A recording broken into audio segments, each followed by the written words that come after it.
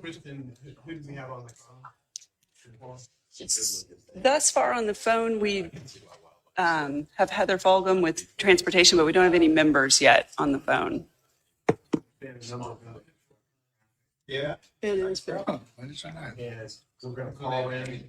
That's what I understand, Mary Grace. Is that the case? He a picture.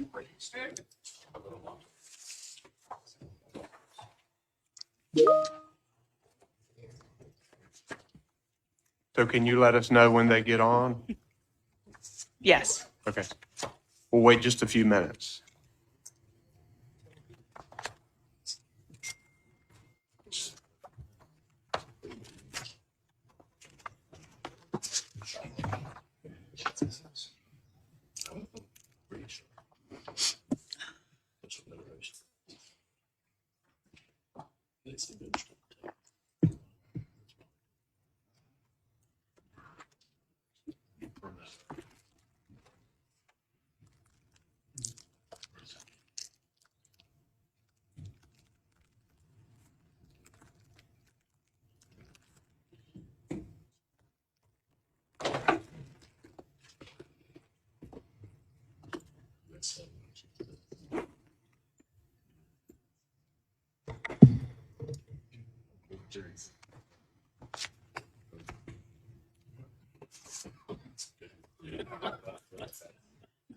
You're not in your voice. No. That last delegation of parliamentarians we had here last year, when they found out what the school of government does, everywhere that piece of information came around as they were talking, so they decided. What's going on with the cane? Hip replacement. Oh my gosh, I hope you've gone along well. You know, the Great. school of government I'm so changed glad. leadership, so I couldn't make a deal with Mike Smith. They say it's much easier than a knee replacement, but Since it they- doesn't That's what I seem, hear. it doesn't seem like it should be. Well, when they just disconnect your whole leg from you and start over, there's something to it. I'm glad to see it. You're doing well. Yeah. They say, exceptional. They had planned the Fantastic. best It's good week to I've hear. ever Good to seen hear. for, you know, this kind of group. And I- they're gonna have to teach I know it's coming. because So always love.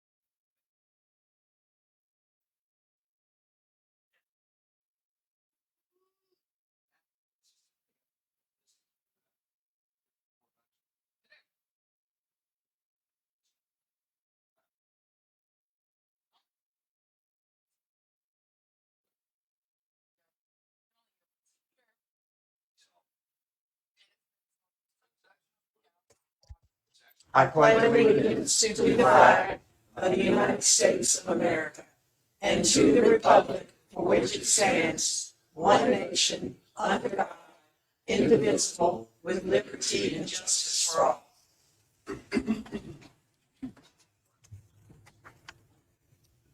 Okay, now I will read the conflict of interest reminder. In accordance with the State Government Ethics Act, it's the duty of every council member to avoid both conflicts of interest and the appearance of conflict.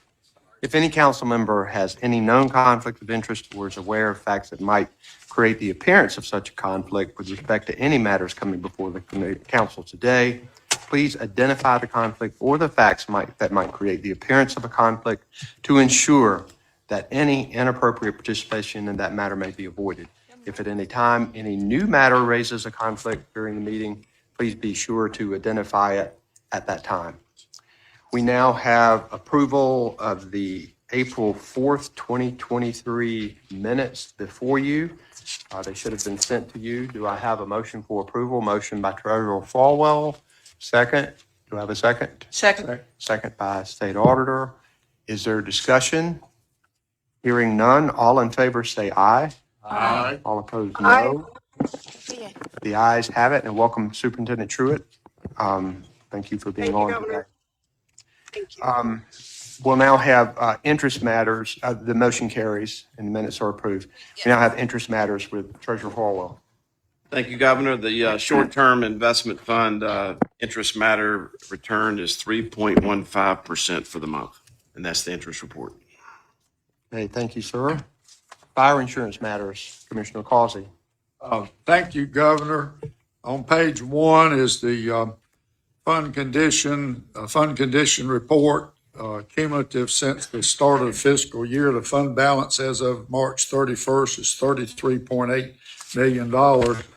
On page 2 and 3, at the bottom of page 2 and top of page 3 are the two losses under $10,000 that were paid last month. And at the top of page 2, there's 4 items that I request permission to pay. One is a loss at A&T State University School of Nursing, Hines Hall. That was a pretty significant claim of $552,000, over $500,000. And what happened there, a water fountain pipe broke and flooded the hall. And number 2 is Elizabeth City State University, similar situation in Viking Towers, a water line ruptured and flooded the building. That was $73,500. And we had quite a few the last few months. It made me think, Governor, we might need to start looking at preventative maintenance on some of these water pipes with all these water damage claims. And on item 3, at NC State, at the tennis complex, a commercial vehicle didn't put in a parking brake, rolled into the building. That caused almost $97,000 worth of damage. And at the motor pool gas pump, a dump truck ran into the canopy and did about $30,000 worth of damage. So I move we pay those 4 claims. Commissioner is so moved. Is there a second? Second by Commissioner Troxler. Is there discussion or debate? Hearing none, all in favor say aye. Aye. All opposed, no. The ayes have it. Motion carries. Thank you, Commissioner Causey. Board of Transportation right-of-way matters. Heather Fulgham. Thank you, Governor. Good morning, Council. The Department of Transportation has 3 items for your review today. All items have been approved by the Board of Transportation and the Secretary of Transportation, and I'll be glad to take any questions you may have. Any questions for Ms. Fulgham? If not, do I hear a motion? So moved. Secretary of State moves approval. Is there a second? Second. Commissioner Causey. Is there discussion or debate? Hearing none. All in favor say aye. Aye. All opposed, no. The ayes have it, and the motion carries. Thank you, Ms. Fulgham. State property matter. Tim Walton. Morning, Governor, members of the council. I have 24 items for your consideration this morning. These items have been provided to you. Are there any questions for Mr. Walton? If not, do I have a motion? So moved. Auditor moves approval. Commissioner Troxler seconds the motion. Is there further discussion or debate? Hearing none. All in favor say aye. Aye. Aye. All opposed, no. The ayes have it, and the motion carries. And sounds like Lieutenant Governor Robinson is on with us now. Is that right, sir? I am, Thank you. sir. Thank you. Thank you, Governor. Now we will have David Sullivan with Fayetteville Tech Community College for a presentation. Hi, this is David Sullivan. I'm legal counsel for Fayetteville Technical Community College. We have a item on the agenda for the purchase of a 1.29 acre piece of property. The matter comes before the Council of State because there was a recognized environmental condition on the lot that needed further exploration. The further exploration determined there was an underground storage tank on the lot. Ultimately, though, the water test, the groundwater test, the soil test came back with no contamination on the soil, within the soil or waters. We would request approval of this purchase. Are there questions for Mr. Sullivan? Secretary, Mr. Treasurer. Thank you. Mr. General Counsel, this is Treasurer Falwell. Is this a removal of the tank, or is this a purchase of another piece of land? This is the purchase of a piece of land where there was an underground storage tank removed. Can you tell us who the seller is? The seller is T. Dixon Dickens and the Macaulay Limited Liability Corporation. They've owned the property, I think, since about 2003. Follow up. Is there any conflicts regarding the people who are selling this property to us, either foundation conflicts or other types of conflicts of interest? No, sir, there are no conflicts. No, sir, there are no conflicts of that nature. No one involved in the sale of the property is involved in our foundation or is on our board of trustees. Thank you. Further questions for Mr. Sullivan? Hearing none, do I have a motion for approval? So moved. Commissioner Causey moves approval. Is there a second?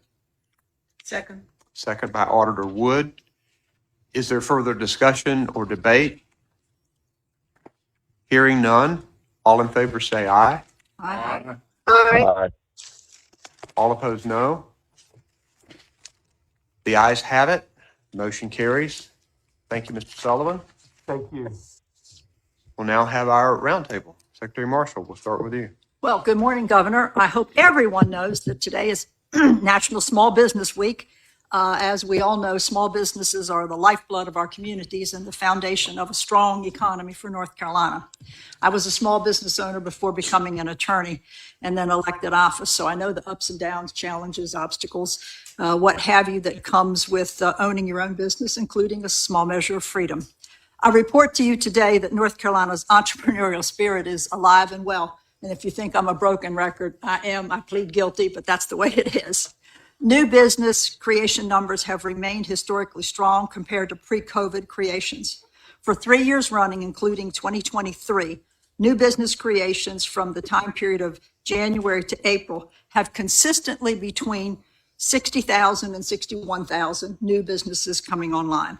You do the math. That's more than 730 new business creations each business day that we are open, that my staff has assisted with.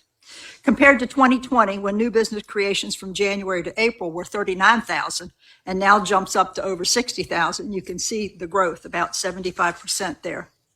We continue to do everything in our power at the Secretary of State's office to get these new business owners up and running as rapidly as possible.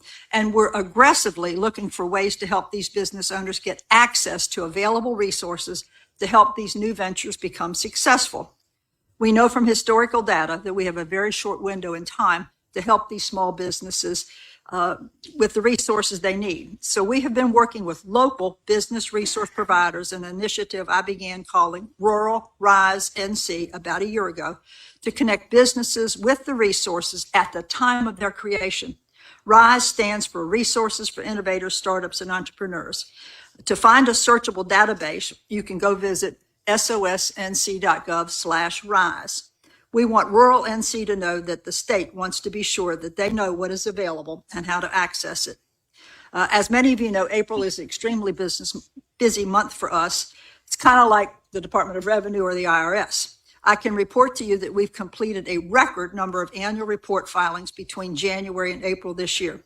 We processed more than 461,000 annual reports so far this year. That is nearly 50,000 more than last year and 127,000 more than just 2020. Wasn't that long ago? So as our small businesses are in the national spotlight this week at the Secretary of State's office, every week is Small Business Week. Thank you. Thank you, ma'am. Commissioner Troxel. Governor, I am no longer the walking wounded. I'm just walking. Congratulations. I know that was a tough. I am 3 experience. weeks out from having a hip replacement. It's gone wonderfully. It's amazing the things they can do now, but fortunately or unfortunately, I've got to undergo another one in July. But the doctor has promised me he'll have me walking like a 50-year-old by Labor Day. I kind of wanted the super duper job. I thought 30 might work better, but he said I'll be dangerous enough at 50. So that's You are looking a little bit like Lee Majors I've had for us old people. I've had to walk with this cane, and I really don't like a cane, but I have found out people listen better when you got a stick in your hand. So I don't know if I want to give it up or not. But I hope people will remember June 19th, 20th, and 21st. We have the Got to BNC Festival coming up at the fairgrounds.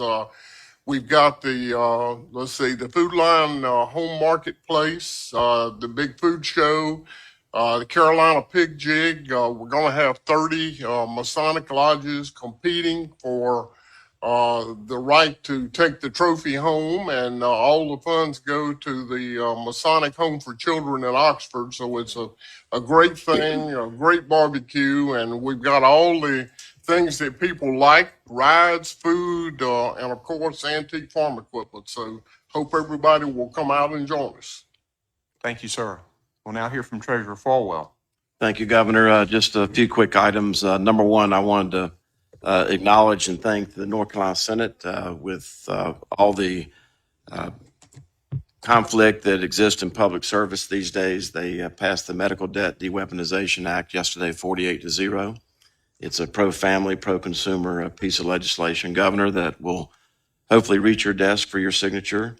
It not only protects the living, but also protects those surviving widows and widowers whose decedent has run up tremendous medical bills, and who they themselves, the surviving spouse, has had their credit rating destroyed because of things associated with medical debt.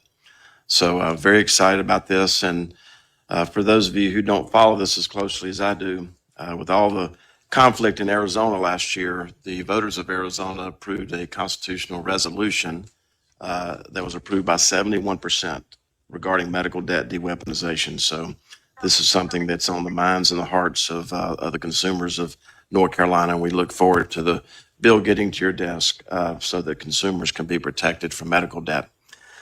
Secondly, I just wanted to acknowledge First Citizens Bank and Commissioner Boskin and the staff at the North Carolina Banking Commission. I chair that board, and they've been working overtime for the last 12 weeks to make sure that NC standard for no crisis. We regulate 36 state chartered banks, some small ones you've heard of: BB&T Truist, First Citizens Bank, First Bank, and 33 others. And Commissioner Boskin and her staff have done fantastic work, especially as it relates to the First Citizens takeover of Silicon Valley Bank. I'd like to remind the Council of State that the two toughest tickets to get your hands on in North Carolina this month are tickets to the All-Star race at Wilkesboro. The second toughest ticket to get your hands on is to be a fly on the wall when the people in San Francisco realize that we may talk with accents, but we don't think with one. When the culture of First Citizens Bank comes into San Francisco and Silicon Valley Bank, this is a great transaction for the management team, for the shareholders, for the Banking Commission of North Carolina, and North Carolina in general. I think this cements us now as the second biggest financial center in the United States, behind New York City. So I applaud Commissioner Boskin and her staff. Last two things. Nobody at the Council of State has one of these. but I saw where in Dubai, a license plate with the number 7 just got auctioned off for $1 million. So, sorry, I might need armed guards to help me out of this building, but I don't know what the context of that was, but a number 7 piece, no. But just got auctioned off for $1 million. So 2 other things. You've heard the news this morning about the person who was charged with the murder of Deputy Ned Byrd has now escaped from a prison in Virginia this morning. And I can tell you on behalf of a grieving family that this is just another hit to this family to have these prisoners escape from that correctional facility. And I hope and pray that our law enforcement officers will be able to apprehend those individuals as quickly as possible. And in a small amount of sarcasm, Governor, I hope you will smile, with all the executive orders that you've run across our desk over the last 7 years, some of them with just a moment's notice. A lot of them have to do with weather and COVID and all kinds of things.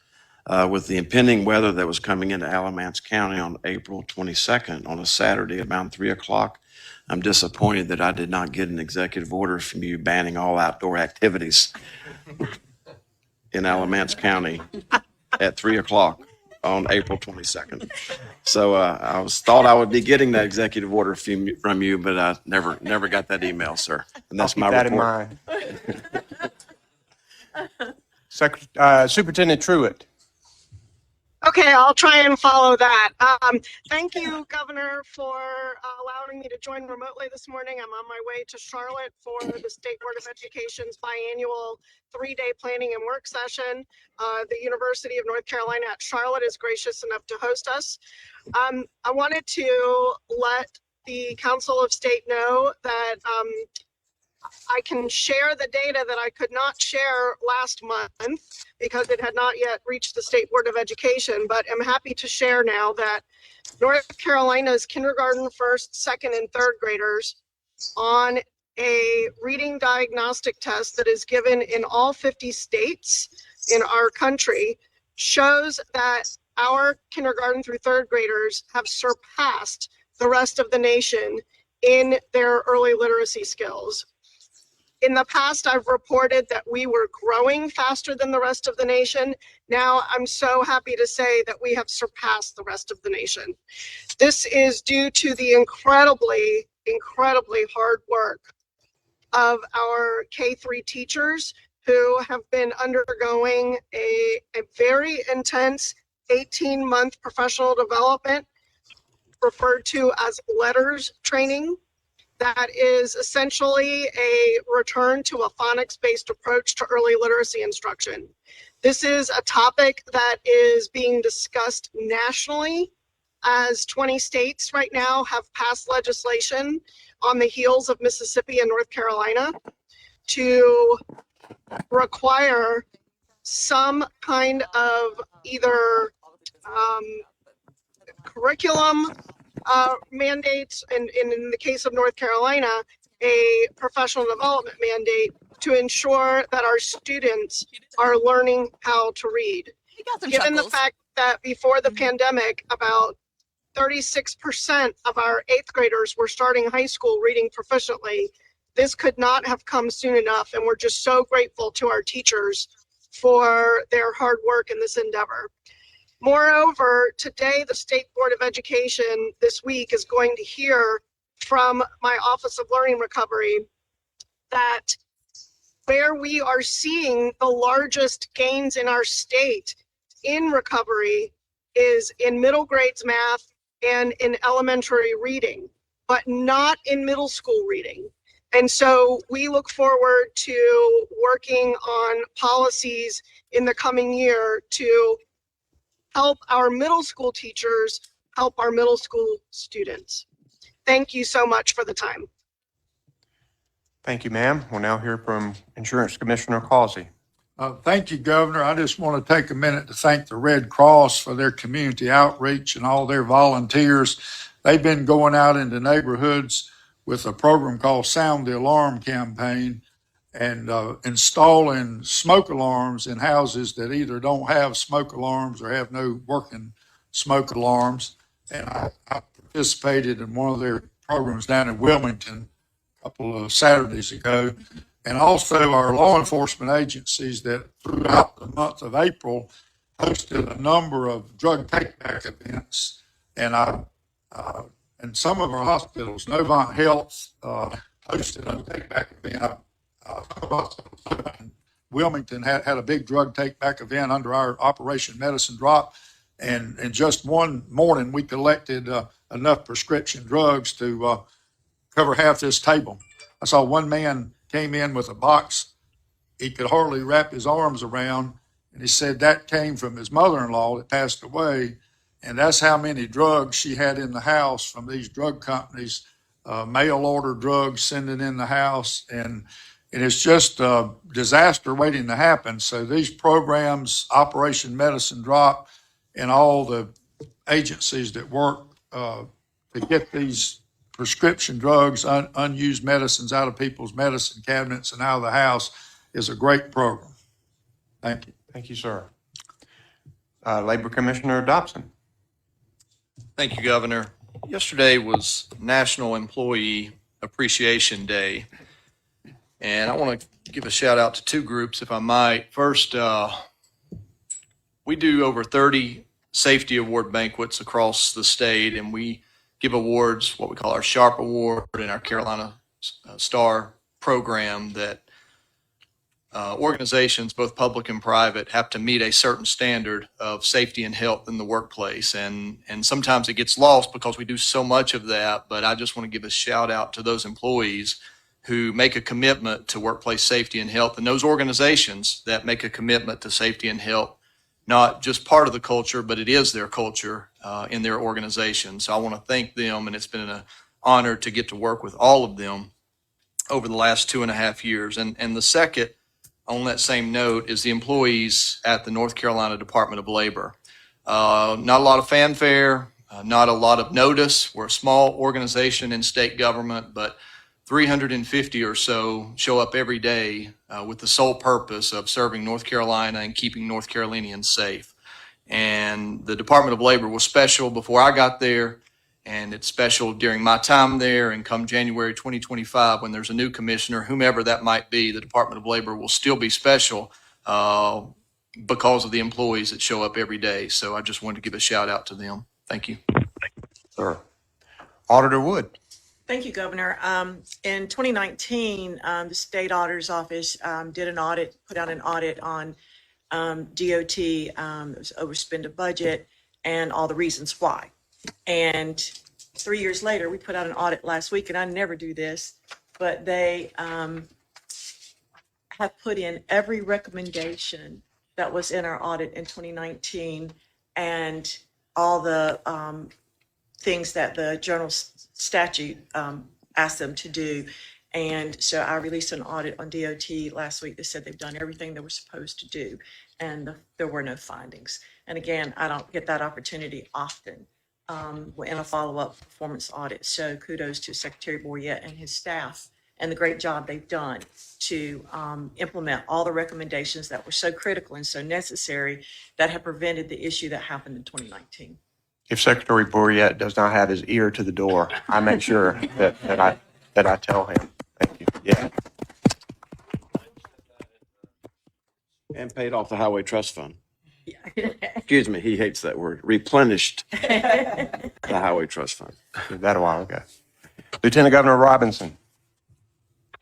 Governor, I really have nothing to report at this time. I just want to give kudos to the superintendent on her hard work with literacy, with our young people, with our K-12 students.